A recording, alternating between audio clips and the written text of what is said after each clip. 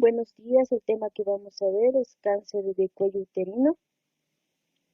Bueno, hablando algo de la epidemiología, la cuarta neoplasia en mujeres más frecuente a nivel mundial. La incidencia es de 528.000 casos nuevos por año y la mortalidad de 265.000 casos por año. En Bolivia representa la neoplasia más frecuente, tanto en incidencia, mortalidad y 5 años de prevalencia.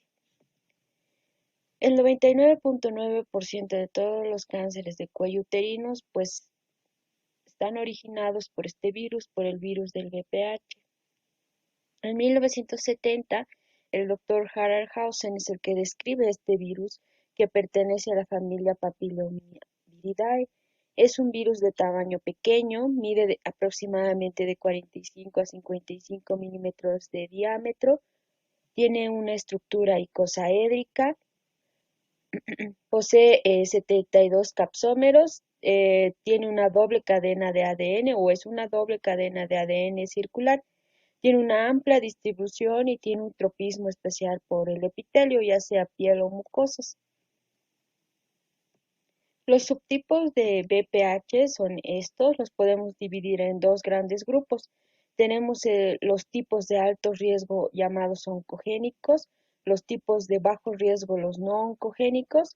Entre los de alto riesgo tenemos como los mayores representantes o los más frecuentes el 16 y el 18, los tipos de bajo riesgo el 6 y el 11.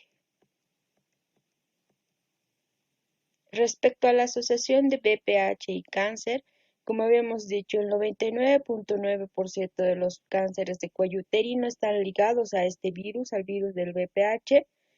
El 65% de los cánceres de vagina y de cabeza y cuello están ligados a este virus. El 60% de los cánceres de pene están ligados al virus del VPH y el 50% de los cánceres de vulva. Este virus tiene dos zonas principales, una que es la EP, que se llama promotor temprano, y otra la LP, que es el promotor tardío. En la región del promotor temprano tenemos estas proteínas virales, que son las más importantes para la carcinogénesis, que es la E6, la E7, ya que estas están o hacen que la célula se inmortalice, tanto degradando el P53, activando las ciclinas E y A y degradando al RB. ¿Cuáles son los factores de riesgo para padecer el cáncer de cuello uterino? Pues la infección por VPH, como ya habíamos mencionado. Otra de los factores de riesgo es el inicio de la vida sexual de manera temprana, inmunosupresión, multiparidad, tabaquismo. Los factores nutricionales también están ligados al cáncer de cuello uterino y el uso de anticonceptivos orales. Otros factores de riesgo son el tabaquismo, las múltiples parejas sexuales, pacientes que nunca se han realizado una prueba de Papa Nicolau tienen mayor riesgo de padecer este tipo de cáncer y el parto antes de los 18 años. Respecto al tamizaje, pues lo realizamos con la prueba de Papa Nicolau, que es la citología cervical, que tiene una sensibilidad del 30 al 87% y una especificidad del 86 al 100%, pero puede llegar a tener falsos negativos de un 25 a un 50%.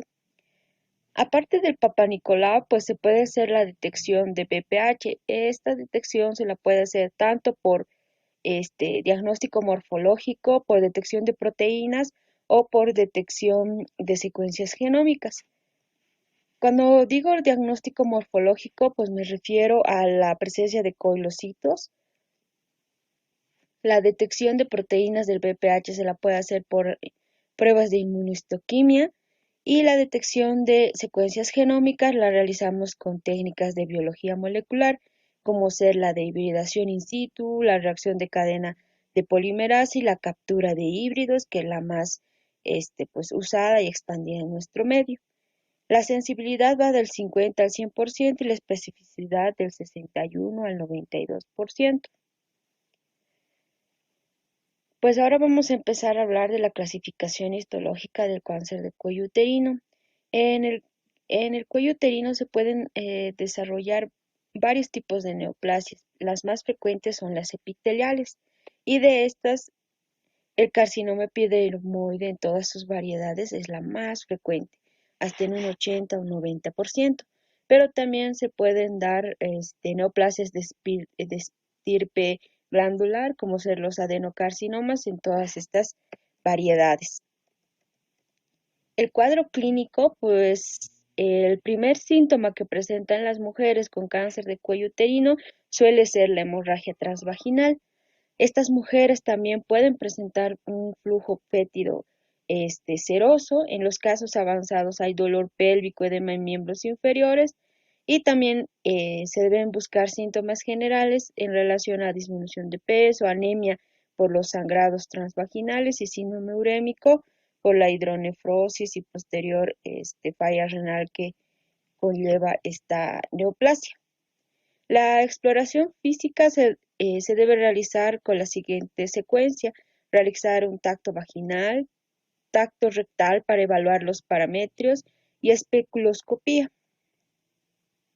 El diagnóstico pues se hace en esta secuencia, que es realizar una historia clínica detallada para valorar los factores de riesgo a los cuales ha sido expuesta la paciente, la exploración física y realizar pues el diagnóstico ya sea con citología, detección de BPH, la colposcopía y finalmente llegando a la biopsia, que es la determinante para el diagnóstico del cáncer de cuello uterino. Cuando nosotros ya tenemos el diagnóstico histopatológico mediante la biopsia de cáncer de cuello uterino, pues a lo que nosotros subsiguientemente hacemos es la estadificación. Los estadios clínicos en el cáncer de cuello uterino van pues del 1 al 4 y esta clasificación o estadificación es según la FIGO. El estadio 1 se divide en 1 y en 1A y en 1B. El 1A a su vez se divide en 1A1 y en 1A2. El 1A1 es un tumor de 3 milímetros o menos de profundidad y de 7 milímetros o menos de extensión. El 1A2 es un tumor de más de 3 milímetros, pero menos de 5 milímetros de profundidad y 7 milímetros o menos de extensión. El estadio 1B es un tumor que está confinado al cuello uterino, como podemos ver en las gráficas. El 1B1 es una lesión de 4 centímetros o menos y el 1B2 es una lesión mayor de 4 centímetros. El estadio 2A a su vez se divide en 2A1 y en 2A2. El 2A1 es una lesión de 4 centímetros o menos, pero esta ya no solo está confinada en el cérvix, puede llegar a vagina o a invadir tejidos circundantes. Y el estadio 2A2 es una lesión mayor a 4 centímetros. El estadio 2B es una lesión que ya llega al parametrio, pero sin llegar a la pared pélvica. El estadio 3A es un estadio que va a llegar hasta el tercio inferior de la vagina. El estadio 3B es un tumor que ya ha llegado igual al parametrio, pero ya llega a la pared pélvica. O es un tumor que ya está causando obstrucción ureteral con consecuente hidronefrosis. El estadio 4 a su vez se divide en 4A y 4B. El 4A se da cuando hay invasión del tumor a vejiga o a recto, como podemos ver en la gráfica, y el 4B cuando ya hay metástasis a distancia. Puede ser metástasis a pulmón, hueso, etc. El abordaje inicial pues lo realizamos con la historia clínica, el examen físico, pedimos biometría hemática, PFH, química sanguínea. La patología es determinante, ya puede ser una biopsia o cono, y posteriormente realizamos los estudios de extensión que pueden ser una radiografía de tórax y un TAC de abdomen y pelvis o un PET-CT y en algunos casos seleccionados una resonancia magnética de pelvis. Posteriormente se realiza la cistoscopía o la proctoscopía, esto para ver si hay invasión de vejiga o recto. El tratamiento, el tratamiento pues es quirúrgico hasta el estadio 1B1. Posteriormente, el tratamiento es quimioterapia más radioterapia seguidas de braquiterapia. Como decíamos, al estadio 1B1 y alguno 2A1 muy seleccionado van a histerectomía radical más los subsecuentes linfadenectomías con sus subsecuentes linfadenectomías y estas también se pueden tratar en algunos casos seleccionados con radioterapia más quimioterapia concomitante y braquiterapia.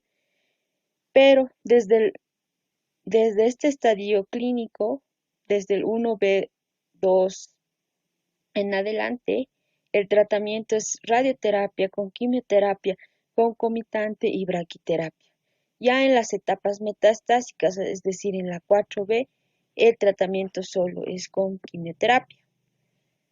Como habíamos dicho, ¿no? Hasta un estadio 1B1 puede ser quirúrgico y pues los tipos de histerectomías van desde el tipo 1 hasta el tipo 5, que son la extrafacial, la radical modificada y todas las radicales. Entonces, para recordar, hasta un estadio 1B1, el tratamiento del cáncer de cuello uterino es quirúrgico. Más allá, otros estadios más avanzados deben ser tratados con quimioterapia, radioterapia, concomitante, o sea, juntas, seguidas de braquiterapia. Y a los estadios clínicos metastásicos se tratan con solo quimioterapia y posteriormente se evalúa si va a requerir radioterapia o no. La mayoría de estas pacientes tienen recurrencias locales.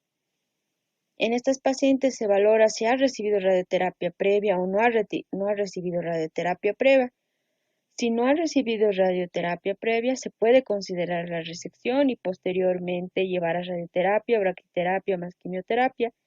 Y si ya ha recibido radioterapia previa y la enfermedad es central, la paciente puede ser llevada a una exenteración.